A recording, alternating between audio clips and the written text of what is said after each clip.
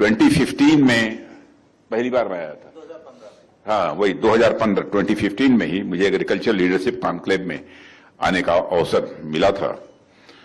लेकिन श्री यम्या खान जी और agriculture today group के साथ मेरा जुड़ाव बहुत ही पुराना है और उस समय का है जब मैं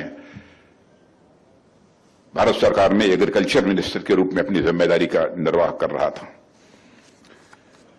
डॉक्टर यम्या खान ने, मैं कह सकता हूं कि एग्रीकल्चर को एक नई सोच दी है। केवल नई सोच ही नहीं दी है बल्कि मैं एग्रीकल्चर सेक्टर को एक नई ऊर्जा और एक इंपॉर्टेंस, बेहतर इंपॉर्टेंस यदि मिले, पहले से अधिक इंपॉर्टेंस मिले, इसके लिए जी तोड़ परिश्रम किया है डॉक्टर यम्या खान ने। इस सच्चाई को कोई नकार नहीं सकता। 200 से अधिक रिसर्च पेपर, शोध पत्रों और आर्टिकल्स के माध्यम से उन्होंने कृषि विमर्श को काफी आगे बढ़ाया है। कृषि विमर्श का मतलब यह होता है कि एग्रीकल्चर से रिलेटेड इश्यूज पर चर्चा को लोगों के बीच उन्होंने डिस्कशंस को आगे बढ़ाया है।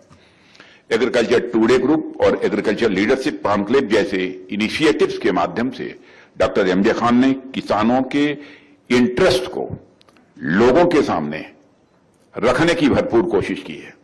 उनकी प्रॉब्लम्स, उनके चैलेंजेस क्या हैं, इसको इस देश की लीडरशिप के सामने भी रखने की पूरी कोशिश की है। नई नई टेक्नोलॉजीज को किसानों तक पहुंचाने के लिए भी उनका जो कंट्रीब्यूशन अब तक का रहा है उसकी मैं अपनी तरफ से सराहना करता हूं।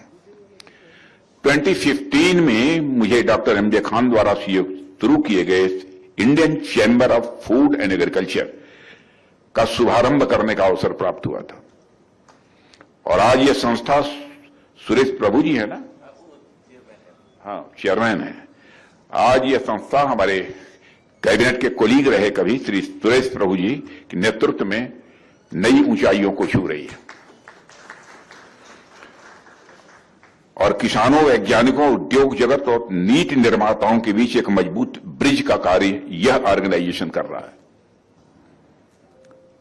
और एग्रीकल्चर सेक्टर में इनोवेशन और साथ ही साथ इन्वेस्टमेंट दोनों को ये आगे बढ़ावा देने में अपनी भूमिका का अपने निर्वाह कर रही है। मुझे विश्वास है कि डॉक्टर यम्या खान और यह संस्था किसानों और कृषि को अधिक समृद्ध, आधुनिक और आत्मनिर्भर बनाने में महत्वपूर्ण भूमिका का निर्वाह करेगी।